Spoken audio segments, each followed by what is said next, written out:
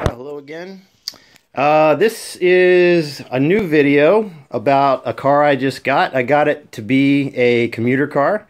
It's a 2006 Mazda 3 with 145,000 miles on it. It's in overall decent shape. It has a few dings and scratches, but nothing that a little bit of work can't take care of. I got this basically to get as a get back and forth to work car. For good mileage. Originally I was considering a Corolla, but these cars are a lot more entertaining to drive, and they're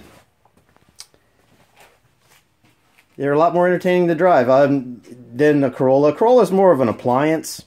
Mazda 3, like they say, the zoom thing, well, that is pretty accurate because this car is a blast to drive, and right now I'm driving on a suspension that is absolutely completely worn out. So that's what I'm going to be doing today now that I got it home.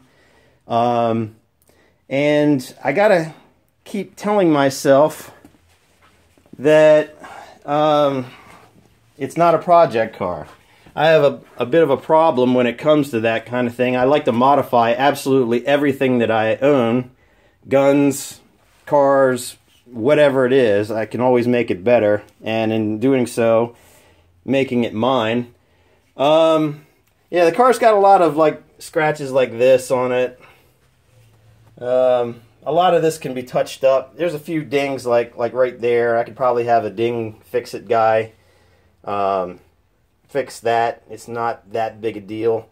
There's a few like that, but overall it's just scratches. Body's in otherwise great shape. This is a 2-liter car, which I wasn't too jazzed about at first, but after I was reading up on the specs on it, the 2-liter actually seems to be the better deal. It's going to get better mileage just because of the smaller displacement, and also on the specs on the 2-liter engine, you can get just as much stuff for this. In fact, most of the stuff will work on either engine, like as far as aftermarket goes. It's got actually a really strong aftermarket, far better than the Corolla did.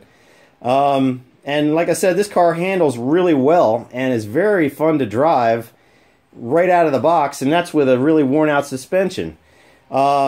So I'm going to be fixing it up. Right now I've got to take care of a few little minor things in order to get it to pass inspection.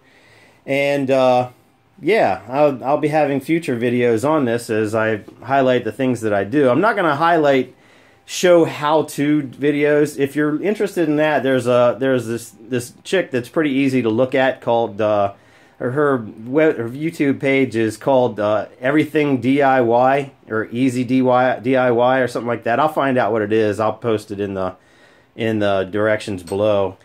If you want to see how to do basically anything on a Mazda 3, just watch her videos. They're outstanding. She's a really good mechanic, and like I said, she's pretty easy to look at. Like I said, I was everything I do, I modify. This car, I keep telling myself, it's not a project car. It's not a project car. And then I end up ordering this stuff. This is basically all the suspension stuff. I still have a few other items coming later this week to put on, but I mean, why put stock shocks back on a car when you can do an upgrade? So that's what I'm doing. These are Koni orange. They're street non-adjustable Konis.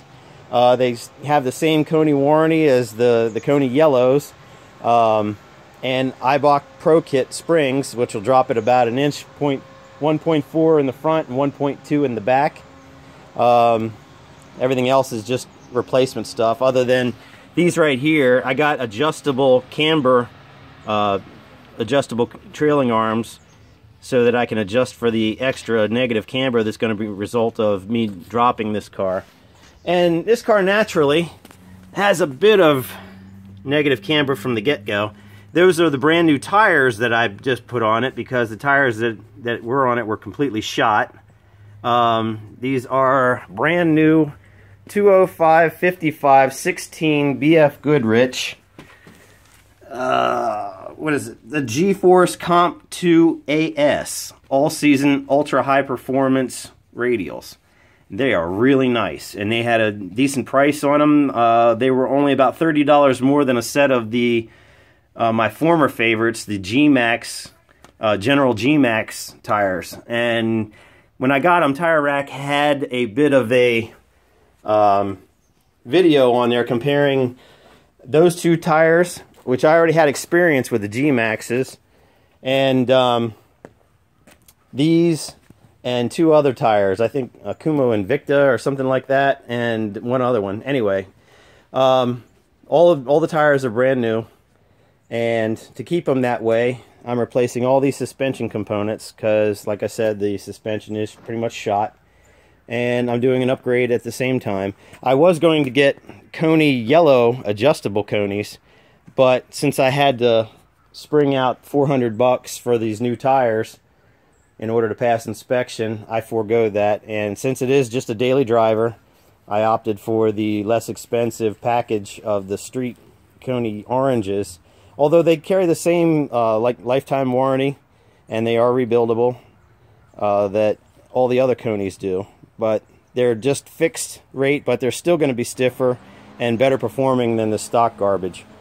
And these cars, these Mazdas, both the 5 and the 3, we used to have a 5 as my wife's car, and these cars are notorious for prematurely blowing out the rear struts. So if you're going to replace the struts on these, you may as well replace the rear shocks with something that's decent quality, because on my wife's 5, those blew out in about 50,000, 60,000 miles. They were completely shot.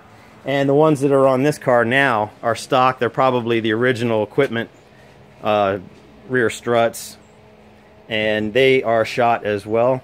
So that should wrap up this video. It's just a really quick one, to quick look at the car and to outline some of the stuff I'm going to be doing. I am going to be modifying this car further, even though it is a daily driver. I'm doing some of the cheap or free modifications that are out there on the forums for these cars.